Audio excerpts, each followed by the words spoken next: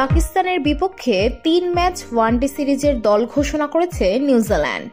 আগামী 29 মার্চ শুরু হতে যাওয়া এই সিরিজের দলে ডাক পেয়েছেন 21 বছর বয়সী বাঁহাতি পেস অলরাউন্ডার মোহাম্মদ আরসালান আব্বাস। তার বাবা সাবেক পাকিস্তানি ক্রিকেটার আজহার আব্বাস। আজহার পাকিস্তানের হয়ে 3 ফরম্যাটের ঘরোয়া ক্রিকেট খেলেছেন। 45টি প্রথম শ্রেণীর, 22টি লিস্ট এ এবং 7টি টি-20 খেলেছেন। এরপর ওয়ালিংটনের কারুরি ক্রিকেট ক্লাবে কোচিং শুরু করেন তিনি। সেখানেই হাতেখড়ি হয় ছেলে মোহাম্মদ আব্বাসের।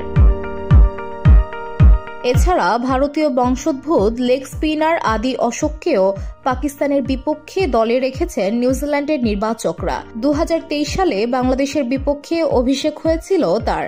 এছাড়া 31 বছর বয়সে প্রথমবার জাতীয় দলে ডাক পেয়েছেন ওপেনার নিক কেলি। ঘরোয়া মৌসুমে 1300 রান করার পুরস্কার স্বরূপ জাতীয় দলে রাখা হয়েছে তাকে। সব ঠিক থাকলে অভিষেক ম্যাচও খেলবেন এই batter. VOD Bangla news desk.